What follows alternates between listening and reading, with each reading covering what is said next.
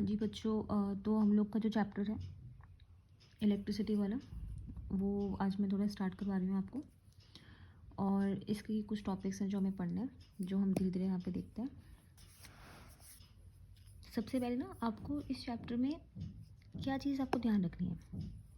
हमें इस वाले पार्ट में ये जो लिखी होती है ना चीज़ें, जैसे क्यू लिखा है, आई लिखा है, वी लिखा है, टी आर, हमें बस अगर इन सब के बारे में पता है ना, हमें ये पूरा पार्ट आता है। मतलब कि अगर आप इन सिंबल्स को पहचान पा रहे हो तो आप ये पूरा पार्ट ऐसे चुटकियों में कर लोगे। बिल्कुल भी डिफ़िकल्ट नहीं है। डिफ़िकल्ट वो लोग बोलते हैं जिनके बेसिक्स ही क्लियर नहीं हो पाते। ठीक है, तो थोड़ा बस ध्यान से सुनना, इसलिए मैं इसकी वीडियो बना रही हूँ कि आप बार बार देख पाएँ। ठीक है, देखो सबसे पहले होता है ये क्यू। क्यू को हम बोलते हैं चार्ज और हिंदी में बोलते हैं आवेश। इस क्यू का मतलब क्या होता है? आवेश। हमें पता है जब भी कोई तत्व होता है, ठीक है, मान लो आप एटम ही मान लो, जब एक परमाणु होता है एटम, उसमें से कोई इलेक्ट्रॉन जाता है और कोई इलेक्ट्रॉन आता है। हमने ये पढ़ा है कि इलेक्ट्रॉन को लूज़ करेंगे या फिर उसको गेन करेंगे। तो जब इलेक्ट्रॉन ऐसे अंदर बाहर होते हैं तो वहाँ पर एक आवेश पैदा होता है, वहाँ पे एक चार्ज पैदा होता है। ठीक है, जब इलेक्ट्रॉन जाते हैं, जब माइनस नेगेटिविटी चली जाती है, मैंने आप लोग को बताया था कि जब माइनस चले जाते हैं, जब नेगेटिविटी चली जाती है तो पीछे वाला क्या बन जाता है? कैटाइन। हमने ये सब याद किया हुआ है कि वो बन जाता है पॉजिटिव, है ना, जब हम नेगेटिविटी दान दे देते हैं। ठीक है, और जब एक इलेक्ट्रॉन आ जाता है, मतलब कि जब आप नेगेटिविटी को अपने अंदर ले लेते हो तो आप कैसे बन जाते हो? नेगेटिव। नेगेटिव वाले कैसे थे? एनाइन। हमने याद भी ऐसे किया था, अगर आपको याद हो, ये हमने माइनस से ऐसे याद रखा था कि एनाइन और कैटाइन, टी से हमने ऐसे पॉजिटिव याद रखा था। तो ये जो इलेक्ट्रॉन का आना जाना होता है, ये क्या वहाँ पे पैदा करता है? आवेश पैदा करता है, चार्ज पैदा करता है। आवेश का लिखते हैं हम क्यू से, और इसकी यूनिट है कूलम्ब। यूनिट पे सवाल बहुत आते हैं कि आवेश की यूनिट क्या है, मतलब कि कितना चार्ज है। आप ये किससे बताते हो? क्या क्या तरीका है आपका बताने का? कूलम्ब।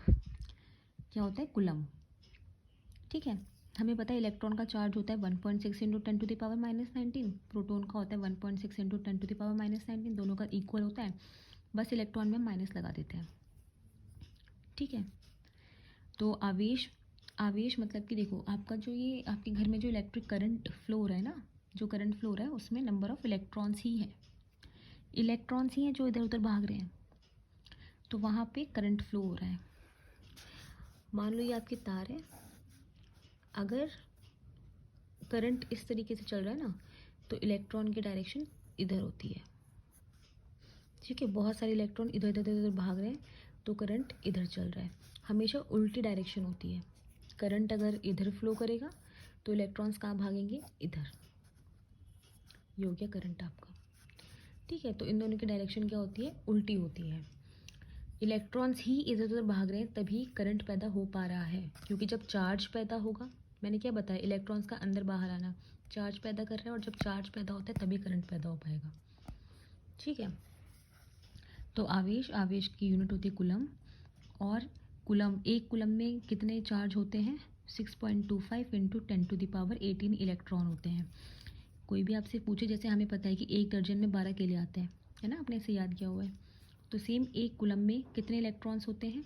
6.25 इंटू 10⁻18। और मैं ये वीडियोस बहुत छोटी छोटी रखने वाली हूँ, क्योंकि इतनी ज़्यादा बड़ी हो जाती है तो वो अपलोड करने में बहुत दिक्कत आती है। अब आ जाते हैं आई। आई मतलब क्या होता है? करंट। करंट मतलब कि विद्युत धारा। ठीक है, इलेक्ट्रिक करंट बोलते हैं इसको, विद्युत धारा। आई होता है, अब देखो करंट, करंट का मतलब क्या हुआ? कितने चार्ज, क्यू मतलब आवेश हुआ ना, पहले एक बार इसको समझते हैं। कितना चार्ज मूव कर रहा है कितने टाइम में?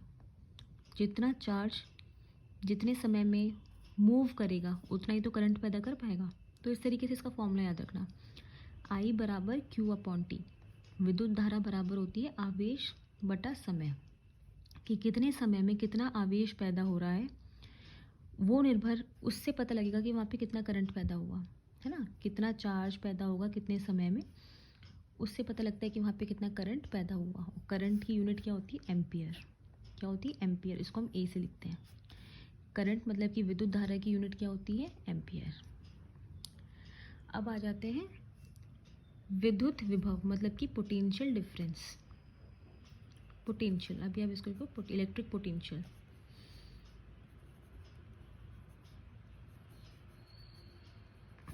देखो ये क्या बोल रहे हैं, विद्युत विभव क्या बोल रहे हैं, कितना काम करना पड़ा, डब्ल्यू मतलब क्या है? वर्क। कितना काम करना पड़ा एक पार्टिकल को दूसरे पार्टिकल तक पहुंचाने में, वो होता है विद्युत विभव। कितना काम करना पड़ा एक इलेक्ट्रॉन को दूसरे इलेक्ट्रॉन तक जाने में। मैंने क्या बोला, ये मूव करते हैं ना इलेक्ट्रॉन्स, यहाँ मूव कर रहे हैं, तो कितना काम करना पड़ता है एक इलेक्ट्रॉन को दूसरे इलेक्ट्रॉन तक जाने में, उसे हम क्या कहते हैं? विद्युत विभव। ठीक है, एक पार्टिकल को दूसरे पार्टिकल तक ले जाने में कितना कार्य करना पड़ा, एक पॉइंट से दूसरे पॉइंट तक जाने में कितना कार्य करना पड़ा, वो क्या होता है? हमारा विद्युत विभव। कार्य करना पड़ा डब्लू, और किसका कार्य करना पड़ा?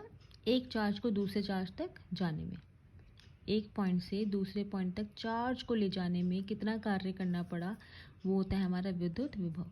W/Q, V बराबर W/Q, और इसकी यूनिट होती है वोल्ट। ठीक है।